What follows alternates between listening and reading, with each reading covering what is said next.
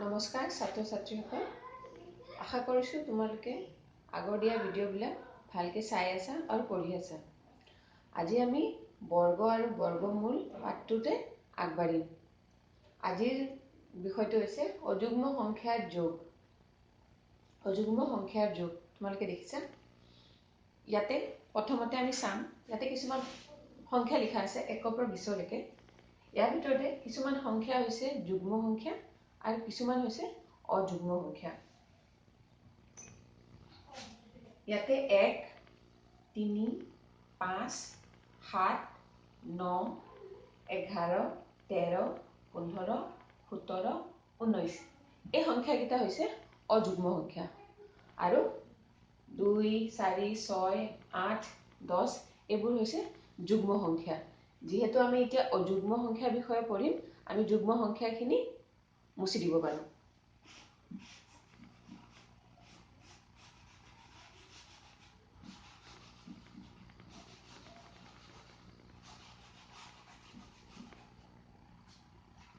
ইয়াতে আমি আজি পঢ়িম যে প্ৰথম n সংখ্যক অযুগ্ম প্ৰাকৃতিক সংখ্যাৰ যোগফল হ'ব n স্কোয়াৰ। এইটো আমি চাই লওঁ, বুঝি লওঁ কি কথা। ইয়াতে চাবা, আমাৰ আমি প্ৰথমতে কি কৰোঁ, যিটো আমাৰ প্ৰথম অযুগ্ম সংখ্যা এইটো হ'ল 1। 1টো আমি এনেকৈ লিখিব পাৰিমনে?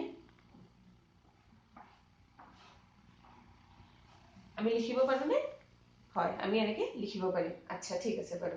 এতিয়া আমি চাওঁ প্ৰথম দুটা ক্ৰমিক অযুগ্ম সংখ্যাৰ যোগ কি হয়। ইয়াতে চোৱা, 1 যোগ 3। ইয়াতে আমি কেইটা সংখ্যা লৈছোঁ? দুটা সংখ্যা লৈছোঁ। ইয়াৰ যোগফল কিমান হ'ব? 4। আৰু আমি জানো যে 4 হৈছে কিহৰ বৰ্গ? 2ৰ বৰ্গ। হয়নে? বুজিছানে? তাৰমানে কি হৈছে, প্ৰথম দুটা সংখ্যা লৈছোঁ, প্ৰথম এটা সংখ্যা লৈছোঁ 1ৰ বৰ্গ, প্ৰথম দুটা সংখ্যা লৈছোঁ 2ৰ বৰ্গ। তেনেকৈ আমি প্ৰথম তিনিটা সংখ্যা ল'ম, তিনিটা অযুগ্ম সংখ্যা ল'ম।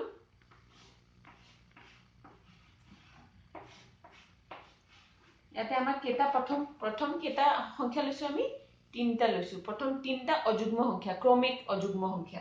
এই তিনিটা ল'লে ইয়াতে যোগফলটো কিমান হয়? 9, হয়নে? আৰু 9টো আমি জানো এইটো কিহৰ বৰ্গ হয়? 3ৰ বৰ্গ, হয়নে? তাৰমানে প্ৰথম তিনিটা হ'লে 3ৰ বৰ্গ। এটা আছিল এটা সংখ্যা 1ৰ বৰ্গ, দুটা সংখ্যা মানে 2ৰ বৰ্গ, প্ৰথম তিনিটা ক্ৰমিক যুগ্ম সংখ্যা 3ৰ বৰ্গ। তেনেকৈ আমি চাম। এবাৰ আমি 4টা লৈ চাওঁচোন, কিমান হয়? ইয়াতে কেইটা সংখ্যা আছে? 1, 2, 3, 4। আমি এইটো যোগ নকৰাকেও ক'ব পাৰিম যে এইটো কিহৰ বৰ্গ হ'ব? 4ৰ বৰ্গ হ'ব, হয়নে? চোৱাচোন, 16 হয়নে? হয়, হয়নে? তেনেকৈ যদি আমি চাওঁ প্ৰথম 5টা লওঁ, 1 যোগ 3 যোগ 5 যোগ 7 যোগ 9। ইয়াতে আমি কেইটা সংখ্যা লৈছোঁ? ক্ৰমিক কেইটা অযুগ্ম সংখ্যা লৈছোঁ? 5টা। তাৰমানে এইটো কিহৰ বৰ্গ হ'ব? 5ৰ বৰ্গ। আমি অংক নকৰাকে, যোগ নকৰাকে, ক্যালকুলেশন নকৰাকে চাই পেলাই ক'ব পাৰিম যে এইটো 5ৰ বৰ্গ হ'ব। তোমালোকে চাবাচোন 5ৰ বৰ্গ হয়নে নহয়, 25 হয়নে নহয়। তেনেকৈ 6টা লৈ চাওঁ। ইয়াতে আমি দেখি 6টা 7টা 8টা প্ৰথম ক্ৰমিক যেনেকৈ লৈ যাম আমি, যদি প্ৰথম ক্ৰমিক 10টা লওঁ তেতিয়াহ'লে এইটো কিহৰ বৰ্গ হ'ব? ইয়াতে কেইটা সংখ্যা আছে? 1, 2, 3, 4, 5, 6, 7, 8, 9, 10। যদি এই গোটেইকেইটা সংখ্যা আমি যোগ কৰি দিওঁ, ইয়াতে কেইটা অযুগ্ম সংখ্যা আছে? 10টা। তেতিয়াহ'লে এইটো কিহৰ বৰ্গ হ'ব? যোগ কৰিলে কিহৰ বৰ্গ ওলাব? 10ৰ বৰ্গ ওলাব।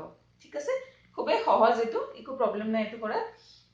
এতিয়া আমি এইটো যিটো দেখিলোঁ প্ৰথম n সংখ্যা, তাৰমানে প্ৰথম যিমানকেইটা সংখ্যা ল'বা, ইয়াতে যদি তিনিটা সংখ্যা লয় তেতিয়াহ'লে n মানে 3 হ'ব। যদি প্ৰথম আমি 5টা সংখ্যা লওঁ তেতিয়াহ'লে n মানে 5 হ'ব।